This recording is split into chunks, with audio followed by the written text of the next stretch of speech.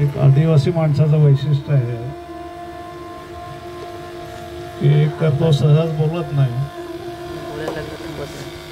आणि बोलायला लागला तर थांबत नाही. हा अनुभव माझ्या बाबतीत आहे.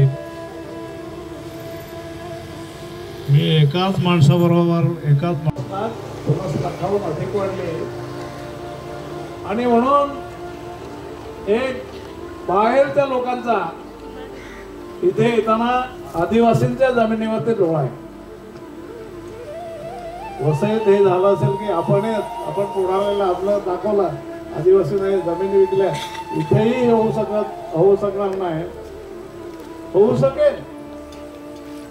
आणि असं झालं तर या जिल्ह्यामध्ये ठाणे जिल्ह्यामध्ये आदिवासीचं अस्तित्व आहे. एक बोगस आदिवासी नाही,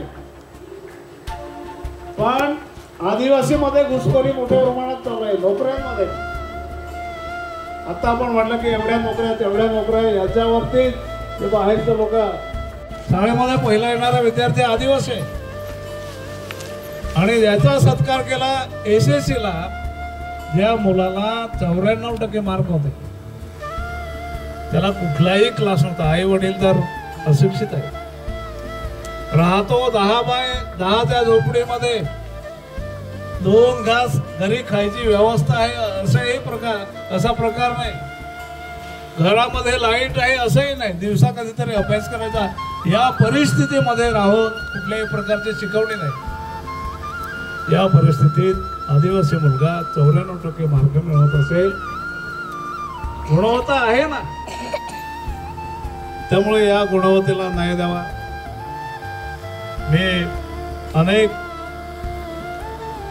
लोकांची उदाहरणं देईन की हे आपण आता करतो आयुष्य.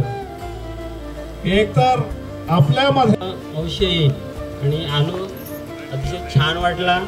आणि हा प्रोग्राम म्हणजे आणखीन प्रगती याच्यामध्ये व्हायला पाहिजे आणि होते आहे.